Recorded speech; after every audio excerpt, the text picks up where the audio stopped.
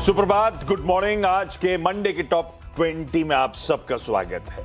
बहुत वो क्या कहते हैं, इंटरेस्टिंग, बहुत एक्शन पैक्ड खबरों के साथ न्यूज साइकिल को डोमिनेट करने वाला वो वीकेंड था। सरप्राइजिंगली ट्रम्प साहब के 10 दिनों के वार्निंग के बीच में ही वीकेंड पे एक्सपायर होनी थी वो वार्निंग, और उससे पहले डेडलाइन, ईरान पे हमला बोल दिया। एस्केलेशन बढ़ता ही चला गया और अभी भी ओवरनाइट डेवलपमेंट ये कहते हैं कि मामला थम नहीं रहा है। पर हाँ, सदा हुआ रिस्पॉन्स है इक्विटी एसेट क्लासेस का, ऐसा कह लीजिए। इक्विटीज, भारतीय बाजार 0.5% दबाव के साथ खुल रहे होंगे।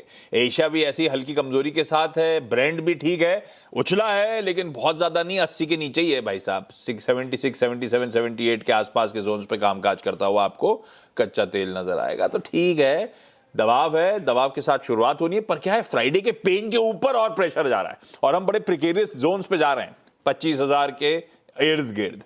देखते हैं सेशन कैसा प्रोग्रेस करेगा। लेकिन भाई साहब, शुरुआती खिलाड़ी कौन से हैं?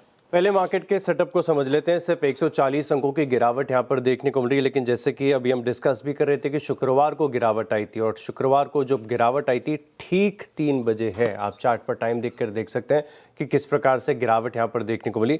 अब जिस प्रकार से पैनिक था ओवर वीकेंड, हमने देखा था कि लोग बहुत डरे हुए थे कि इतना टेंशन है मिडिल ईस्ट में, क्या इम्पैक्ट यहाँ पर देखने को मिलेगा। इसके मुकाबले देखें तो गिफ्ट निफ्टी में कोई बड़ी गिरावट के संकेत देखने को नहीं मिल रहे। सिर्फ 140 है और शुरुआत अगर आप देखें तो 100 अंकों के करीब की गिरावट के साथ हुई थी। हालांकि अभी बहुत समय बचा हुआ है मार्केट के ओपनिंग के लिए, लेकिन अभी तक के जो संकेत है ये आपको बता रहे कि ज़्यादा डरने की बात नहीं है फिलहाल के लिए।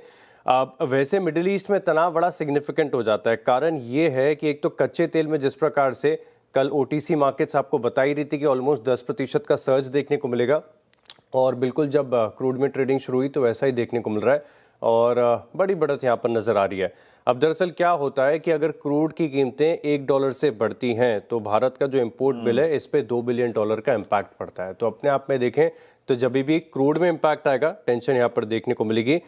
तकरीबन 55% क्रूड हम मिडिल ईस्ट से इंपोर्ट करते हैं, और जो वर्कर रेमिटेंसेज है, क्योंकि बहुत सारे भारतीय मिडिल ईस्ट में काम करते हैं, तो तकरीबन 38% इसका हिस्सा है। तो सिग्निफिकेंट है। शुरुआत में इसी एक्शन के साथ करूंगा, और सबसे पहले क्रूड के इम्पैक्ट को समझते हैं।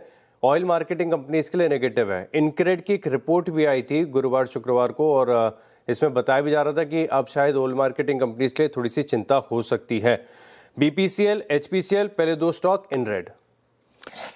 भाई साहब, इन्हीं ग्लोब के संकेतों को बढ़ाना चाहिए।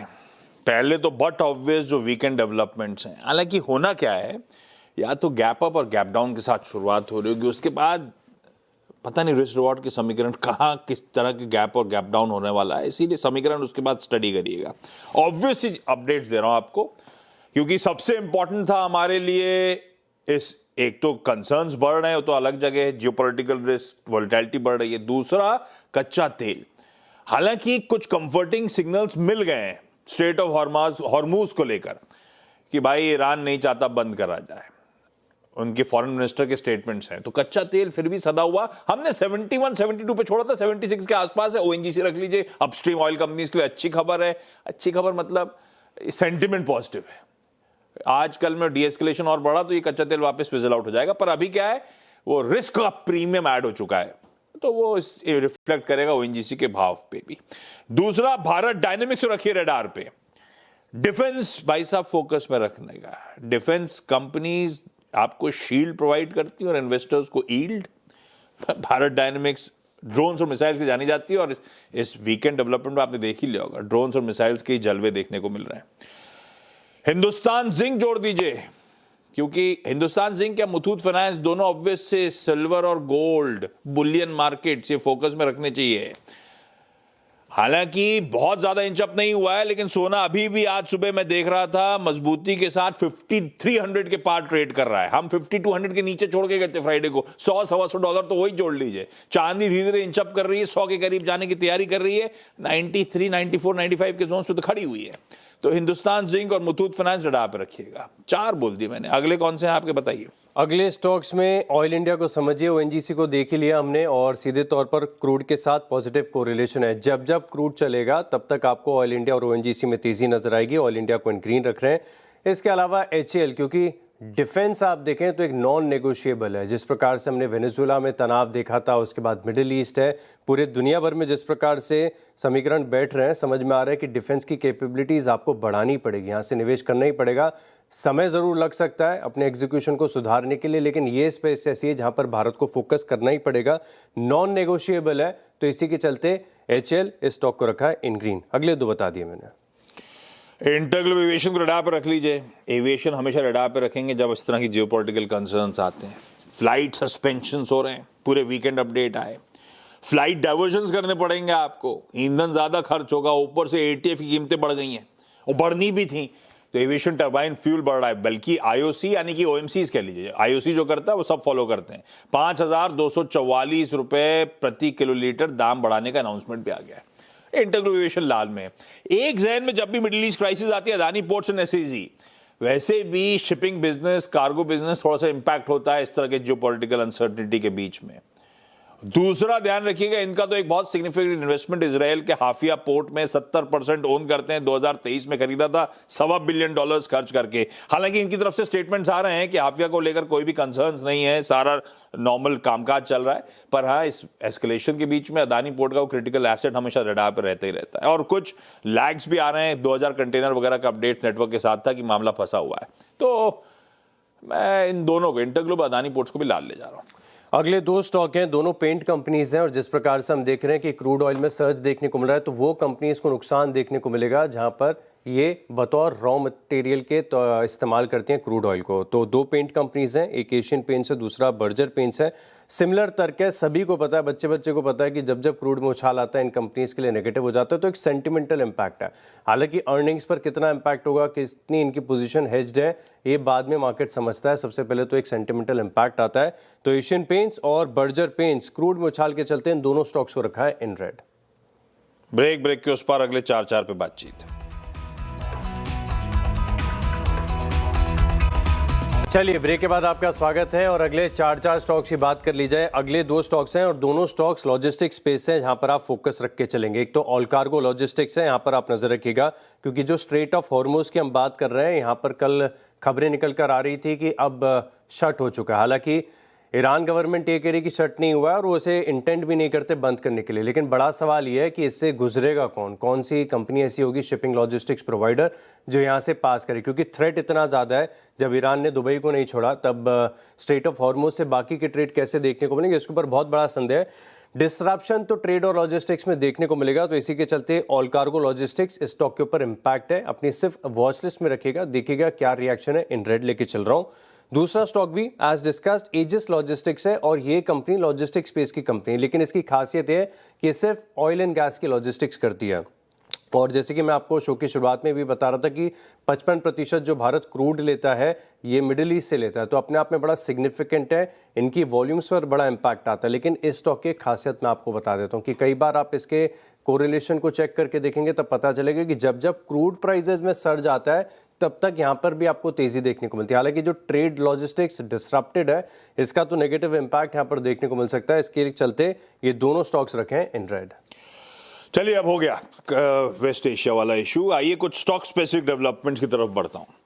न्यू इंडिया एश्योरेंस कंपनी, इसको ग्रीन में रखा है क्योंकि इनको नेशनल फेसलेस अपील सेंटर से दिल्ली के इनकम टैक्स डिपार्टमेंट की जो डिमांड थी 672 करोड़ रुपए की, असेसमेंट ईयर 2022-23 की, उसे डिलीट कर दिया गया। इनके फेवर में वो रूलिंग जाती हुई सीधे सीधे वो रैंक खत्म होता हुआ न्यू इंडिया एश्योरेंस इन ग्रीन। दूसरा, टाटा मोटर्स, इसको लाल में ले जा रहा हूं। सेल्स नंबर्स अलग है अपनी जगह, सेल्स नंबर्स स्ट्रांग है। टाटा मोटर्स CV के और टाटा मोटर्स PV दोनों के नंबर्स अच्छे हैं। CV रख रहा हूं, बिल्कुल सही है, टाटा मोटर्स लिमिटेड जिसे हम कहते हैं।